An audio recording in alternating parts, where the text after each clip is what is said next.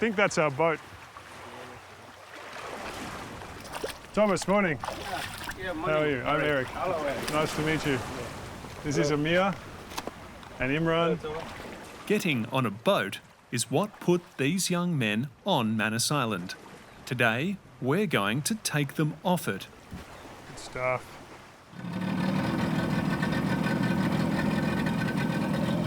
This is the beginning of my journey with 24-year-old Amir Taghinia, a Christian convert from Iran, and Imran Mohammed, aged 23, a minority Rohingya who's fled persecution in Myanmar. After 4 years in detention, they're now permitted to move around Manus. The controversial detention centre is being closed down. Now, the island is their prison. But there's one other spot the refugees can visit. This island belongs to a guy called Robin, and then he saw the guys once in the town and told them, you know, if you want to have somewhere to have a little bit of peace, you can just come in here and relax, you know, nobody's gonna disturb you here.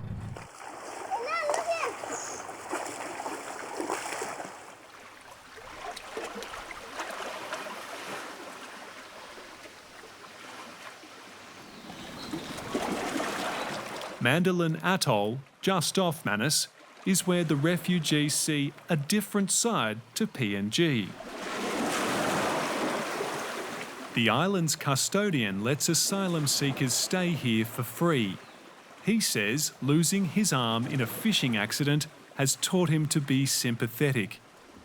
When they come over to me, I do welcome them, you know. I like them, they like me. But because they have problem in the country or so that's why they come over here to my place. That's why I like them.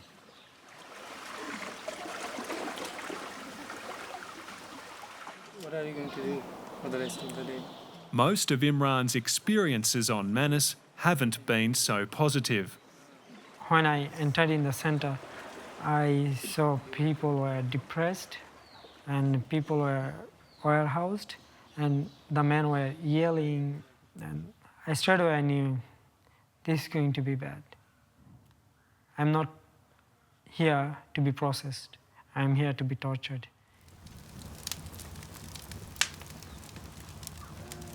Imran's odyssey began aged just 16. Escaping persecution in Myanmar for Malaysia, he was in succession held hostage by people smugglers, in immigration detention in Indonesia for almost 2 years, and, after a boat trip to Christmas Island, was detained and transported here. I was treated like animals in many places. I was beaten by authorities. I have experienced things in life that I shouldn't have been in my young life. So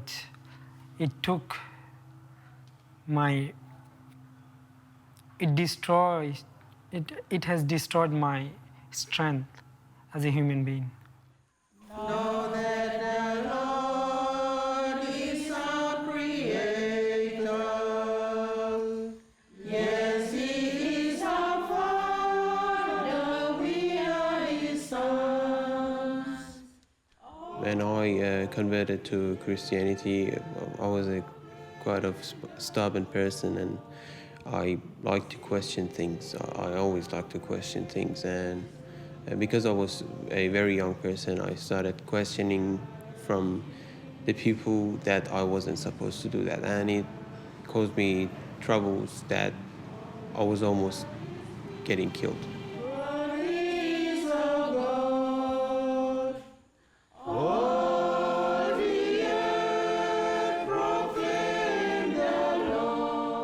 Amir left Iran as a 14-year-old boy to live in Malaysia. And in our midst, we have a brother, Amir. We are happy to have him with us because he has converted into our group of believers, the Christians.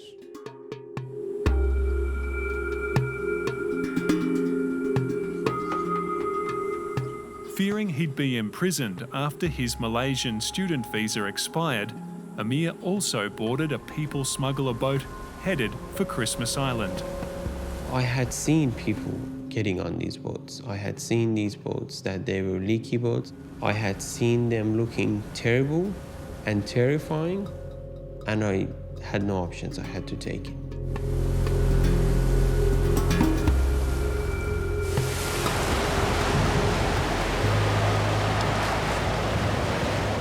By 2013, more than 1,000 asylum seekers had perished at sea, including many aboard this boat, smashed upon the rocks of Christmas Island.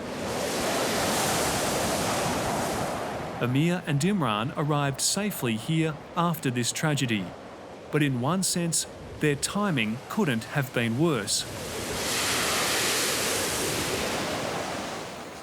Landing just after the Labor government declared that all future boat arrivals would never be settled in Australia. They joined 1,300 other single men on Manus, crammed into a centre that previously housed 350. The compounds were just like a chicken house, and they would throw people in there and they would lock these doors. Chains, locks, fences everywhere, and all of them are guarded. You can't leave, you can't go anywhere. Anywhere you want to go, you have to be escorted.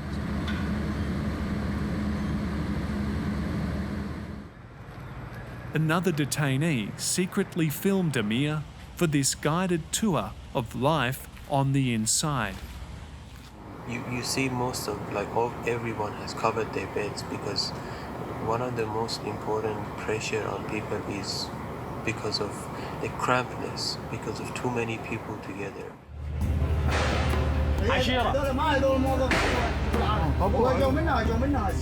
Over 4 years, Amir witnessed riots, beatings, and a shooting attack by drunken soldiers.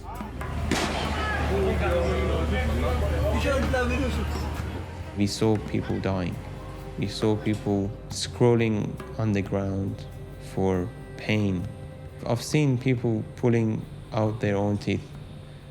I've seen people cutting their necks and many other things. Just these 4 years was always a great trauma that I can never forget it. The only way out was a ticket to the homelands they'd fled, or resettlement in PNG. But behind the scenes, an unusual refugee deal was being brokered. In 2016, the US agreed to resettle up to 1,200 asylum seekers from Manus and Nauru in America.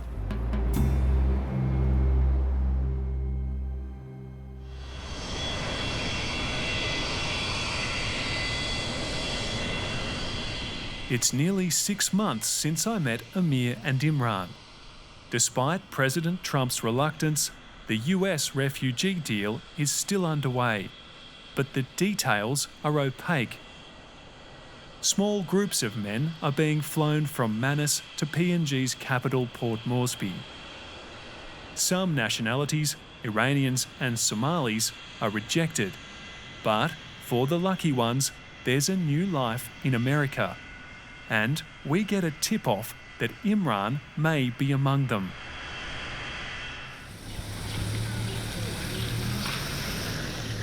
The men are taken to a motel under heavy guard. Australian Border Force officers have told PNG security not to let us film. Can you shut that thing up, please? Why? We're not allowed to take pictures here. Why not? As per the instructions from ABG. Please, pass him. Excuse me, please don't No, touch my no, camera. That's no, assault. Don't put the touch camera on the my camera. face anyway. Don't put the camera on my face, okay? We eventually confirm that Imran is here.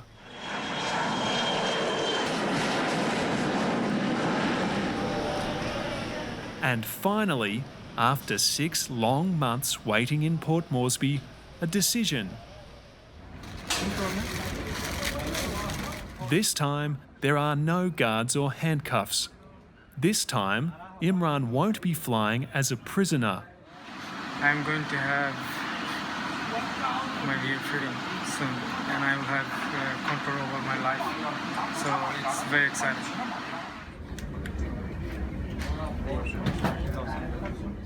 He doesn't quite believe it until the boarding pass is in his hands.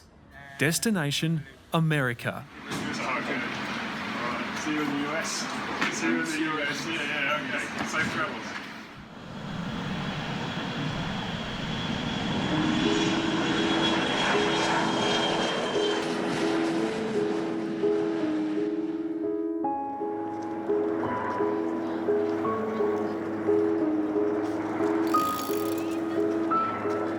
It's autumn in Canada, and on the Vancouver waterfront, residents embrace the vivid change of season. This place was never in any resettlement plan, and I'm surprised to be here. But of the 1,300 men on Manus, one's tenacity and good luck has meant he's managed to buck the system. Hey, mate, long time. How are you? Nice to see you, man. After a secretive application process, Amir was granted protection in Canada.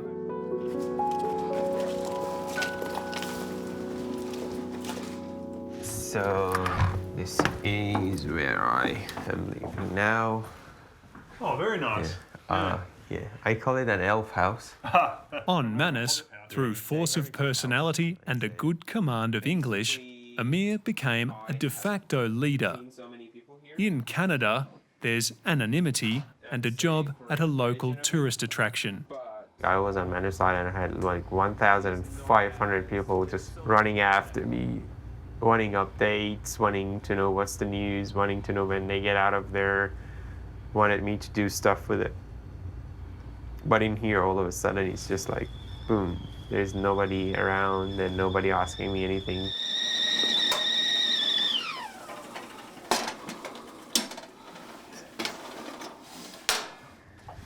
Yeah, but you will like this one.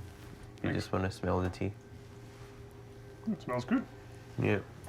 Life is different now compared to a place that you basically couldn't call it life. Basically nothing, but now it's a so-called normal life here. Yeah, I just don't know what to say. When I came here, I just felt numb.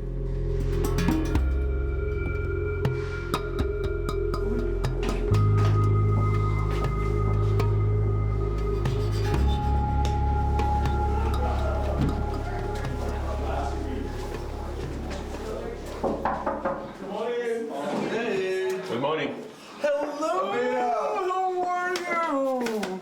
Oh, it's so good to see you. And you brought goodies from Fratelli. Yes. It's the first anniversary of Amir's arrival in Vancouver. His remarkable luck in getting to Canada is due to this unlikely group of people.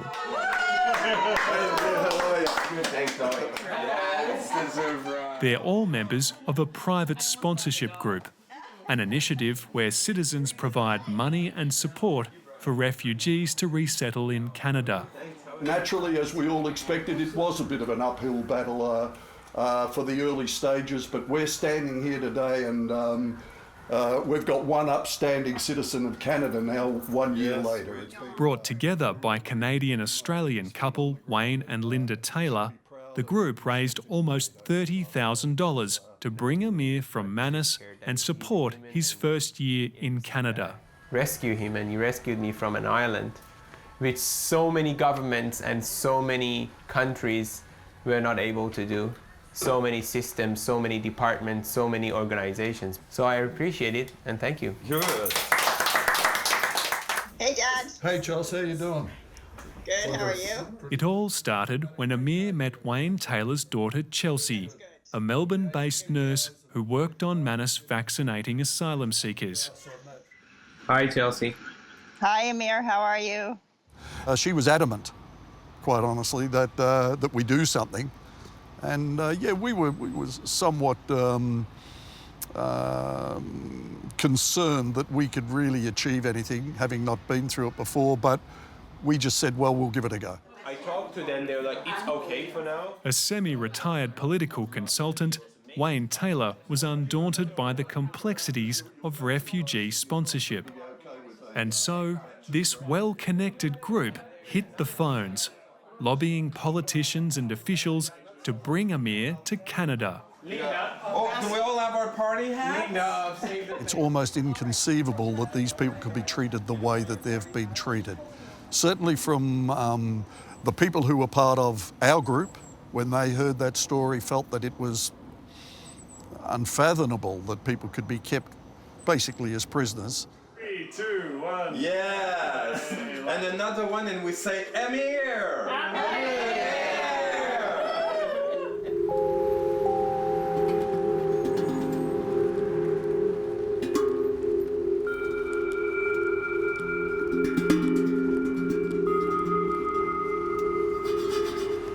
Amir's getting on with the life that detention on Manus interrupted.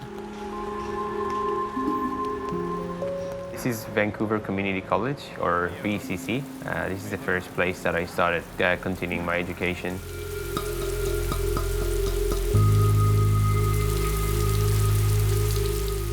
Does the judge have to follow what the jury recommends and their verdict? No.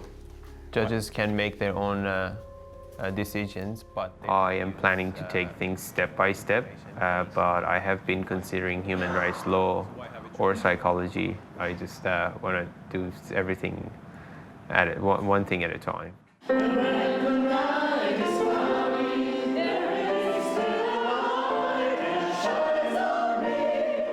While Amir says his conversion to Christianity forced him to leave Iran, he now feels that religion is less important. Today, he makes a rare visit to a church. 2 people from Amir's sponsorship group are members of the Unitarian congregation here.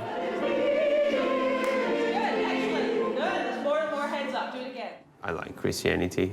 This is something that I always was very interested since I was a very young kid. But I would rather say I am not so much into any specific religion. But this is your reason for getting out of Iran, isn't it? Yes. So how does that match up now? Well, that's one of the things that almost got me into trouble. So, yeah, I do still believe in it. I see it as something that gets me connected. Amir's new life looks comfortable, but a year after arriving in Canada, he knows happiness isn't guaranteed. You can be in the worst place on this planet, the worst one that you can say, like, let's say Papua New Guinea, like Manus Island, the worst place, and make it a heaven for yourself. And you can be in the best country on this planet and make it a hell for yourself.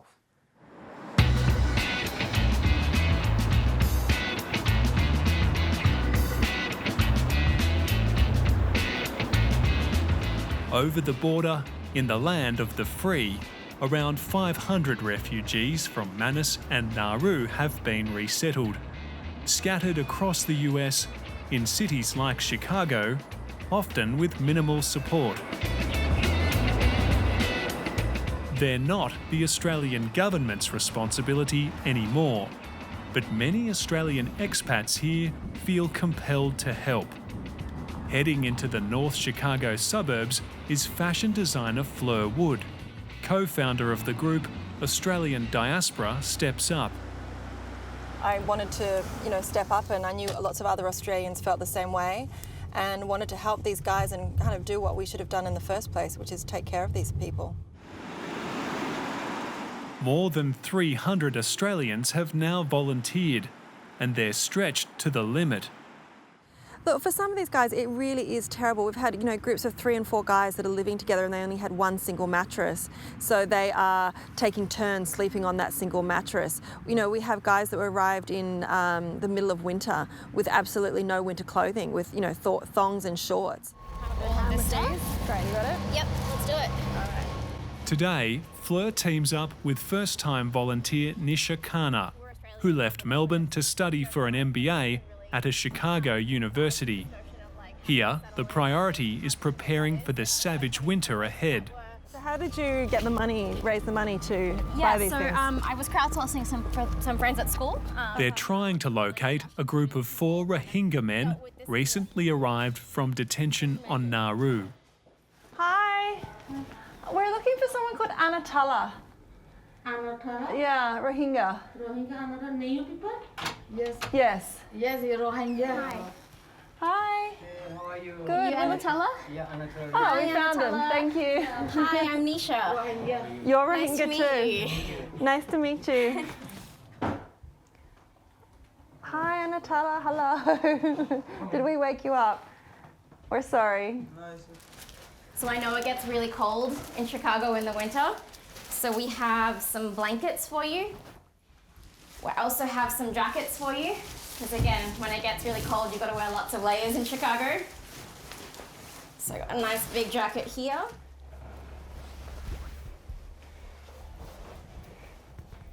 Oh, that's perfect. Perfect. Look at you. You look officially like you're from Chicago now.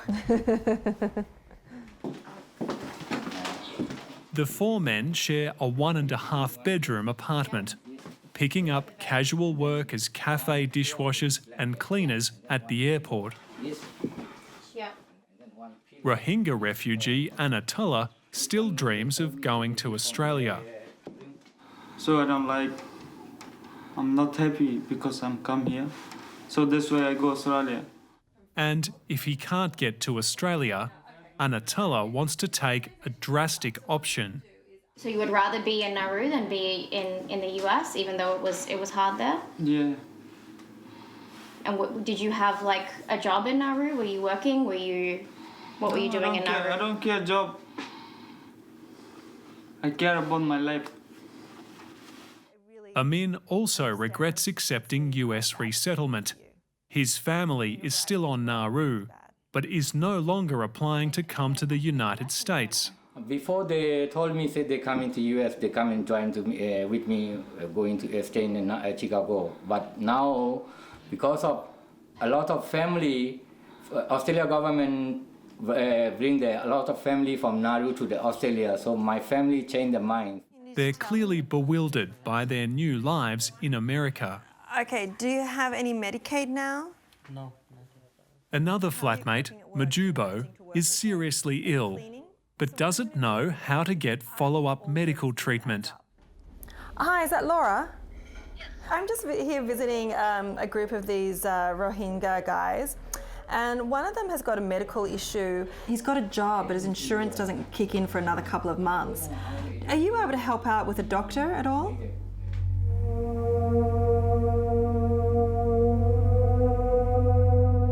These men waited 5 years to get out of detention and off Nauru. Resettlement was supposed to bring freedom and a fresh start, but their new lives are bleak and lonely. I wish to come to Australia to get a better life, but I waste my time on the way in Indonesia or Malaysia. First in Malaysia 1 year, 2 months. 2 months. After that, in Indonesia, nearly 2 years. After Indonesia, I have to waste another 5 years for useless in Nauru.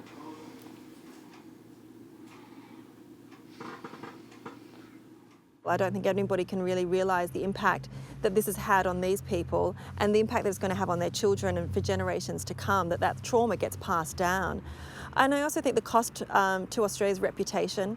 Australia definitely is known now for these human rights violations. I've had American people bring that up with me, like how can Australia treat people like this? It really is a crime.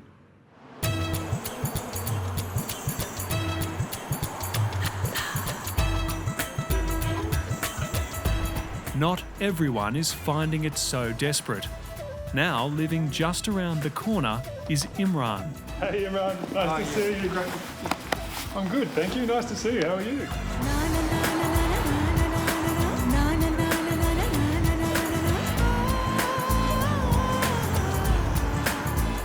This is one of Chicago's most multicultural neighbourhoods. And while other Rohingya are overwhelmed by the experience, Imran embraces his new life.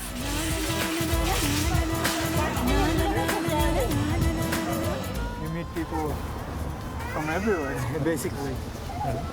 Americans, Indian, Bengali, Rohingyas. You can see everyone. So is this different to what you expected? It's totally different.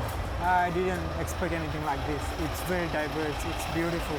You know, there are trees everywhere. I thought there would be no tree, and I found it really amazing. It's very different.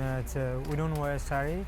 Imran has a job at a workshop alongside several other former Manus detainees. But unlike Imran, they don't want any contact with Australians or the media.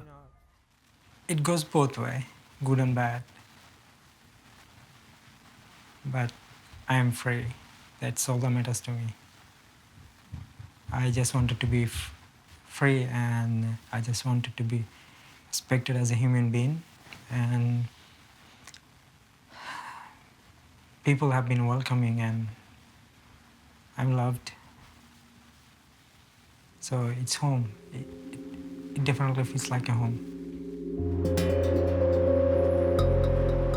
In a country with 11 million undocumented migrants, where the president wants to build a wall to keep others out, Australia's so-called boat crisis and the government's hardline response have barely registered.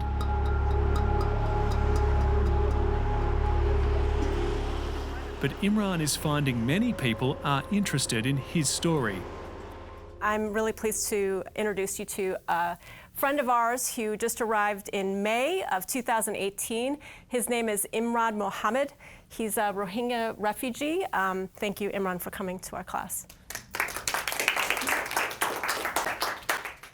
I didn't expect anything like that from Australia at all.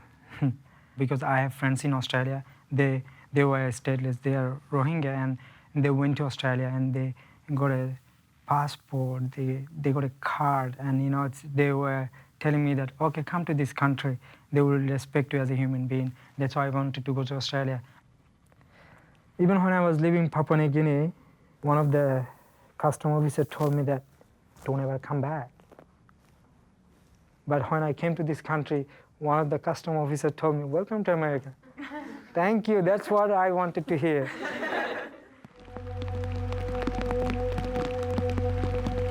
But Imran is haunted by the memory of 600 men who are not so welcome here. Neither prisoners nor really free, they remain trapped on a distant Pacific island. I'm here, I'm free, but I still have nightmares. Sometimes I just can't sleep. I am wide awake and just wander around in my apartment. I call my friend's name. They're not here, they're on Manus. Hey, Joyna, or hey, Faisal, where are you?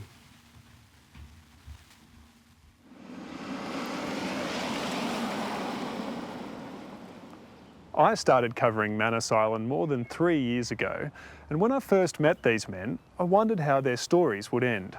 I never thought it would be here, on the other side of the world, in the suburbs of North America. Some people might think this is a pretty good outcome to what was a diabolical political and social problem. And now they're here, Australia might forget these guys, but they won't forget what Australia did to them, and they might not forgive either.